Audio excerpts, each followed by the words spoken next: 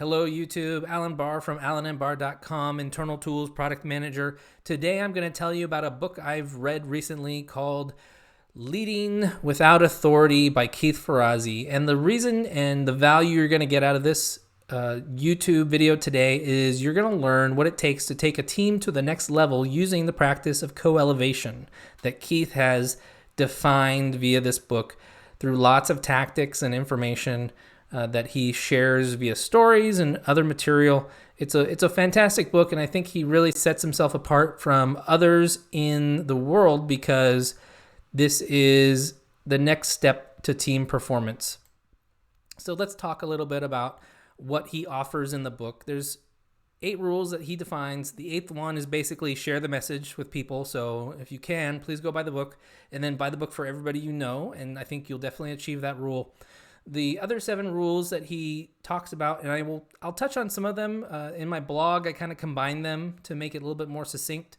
But the 7 rules that he explains are: who is on the team, accept that it's on you, earn permission to lead, create deeper, richer, more collaborative relationships, co-development, praise and celebrate, co-elevate the tribe, and then, like I said, join the movement.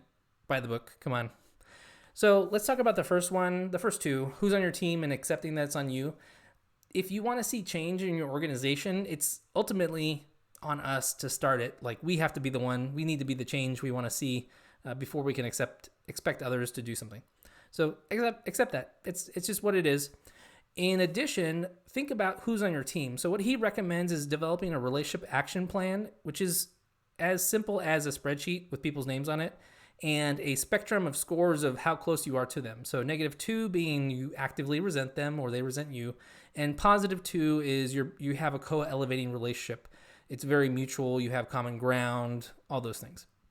He recommends a mnemonic called FORD to help establish commonalities between you both so you can create a rapport. And FORD stands for family, occupation, recreation, and dreams. If you can communicate about those 4 things, you'll probably find something that you are aligned on, that you really care about or share. So that's all great stuff.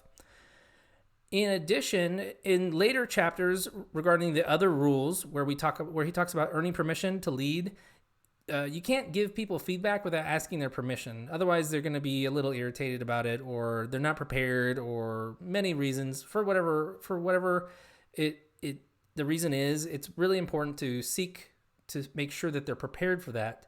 So ask them if they are willing to take the feedback, and if they're not, that's okay. Feedback is a gift. It is not something that you need to enforce that is going to be applied. They can do with it whatever they want to do with it. It's just how it works. So what he recommends is, let's say that you want to do this. You need to be super duper intentional with your team that this is the purpose and the mission of what you're trying to do. You want to take them all to the next level. However, it's going to take some sacrifice. It's not going to be simple or easy.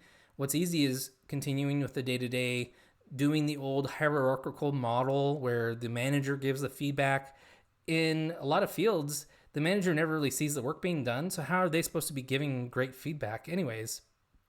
So what he recommends starting with is a concept called recontracting, and he recommends that being built around a culture of candor. So imagine you are part of a team and you want to be higher performing. The only way that you all are going to get really great is if you all can be candorous. You have candor with each other on how to improve. You can hold back all the emotion. You can be very clear and distinct about, I saw a thing and this is how you can improve that. That's what we're looking to do. We need to listen. We need to have bold goals of what we're trying to achieve. And then each week we have new actions we can take to commit to that new incremental progress. It's this idea of incremental improvement. So I think that's really huge. If you want to be on a high-performing team, it makes tons of sense that the only way to do that is to provide really direct feedback. Ideally, not trying to hurt anyone, but direct feedback on how to improve. How can I get better? I noticed this. This is impacting us. Call out bad behavior. Make sure it's corrected immediately. Those sorts of things. So in later chapters, he recommends celebrate the wins and the failures of the team. Make it super clear. Being a coach is calling out what's not working, but also calling out what is working. I really value after we launch a product that we celebrate. We do something together. We, go relax, do something fun and exciting, because our lives are not just for working, for putting out products. It's to also be people and to share in life and to accept the failures that we experience and what we learn from them, and sometimes champion them. Like, yeah, we tried a thing and it didn't work, and that's great.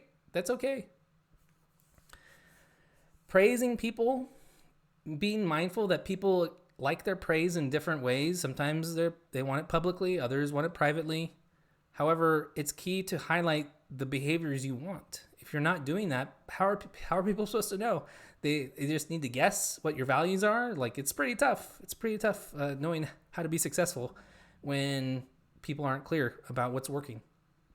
So to guide your team, I've kind of spoken about the Pygmalion effect in previous blogs I've written.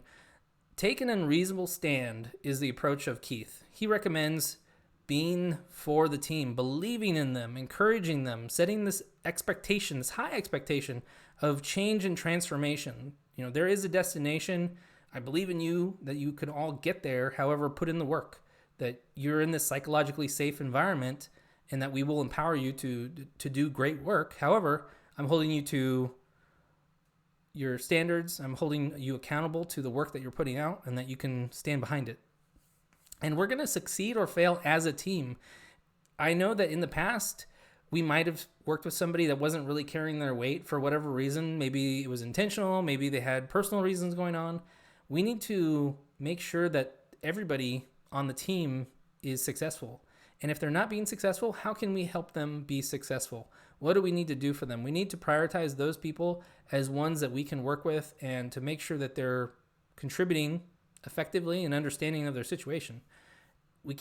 There's no point in blaming people. It leads us nowhere. So let's make sure that we can support them and get them into a new place. So that's a lot of stuff I gleaned from this book. I thought it was really great. I put it away for a couple weeks because it was a lot of information to take in, and it's like, it's a little too much for me. That's usually a great sign of books I read. And so finally, let's talk about what you should do based on reading this book that Keith Ferrazzi wrote. Do you want to work on a high-performing team? Are you feeling a little stuck? Do you think that something could improve, but you're not really sure what? You're not really sure what could improve? Well, it's probably relationships. At the end of the day, what I've seen in technology is it's not usually the technology. It's the people, it's the relationships, it's all those fun things related to doing work that is blocking us. It's our own personal limits, all those things. So start with creating a relationship action plan. Make a spreadsheet, put some names down. This is per project or per mission of those influential people, and then rank them. Where is your relationship at with them? Maybe even a column around their level of influence. How much impact do they have to the success of that project? That will take you pretty far. You don't have to do everything from this book, but if you start with that is significantly better than a lot of, things you could be doing. Once you get to that phase, get to know them, build a relationship, build a rapport, and then at some point you can start doing this co-elevation process. And then it just becomes a habit of refining the feedback for your teams and making sure you're course correcting constantly. That's what it takes. All right, everybody. Thank you. Have a wonderful day.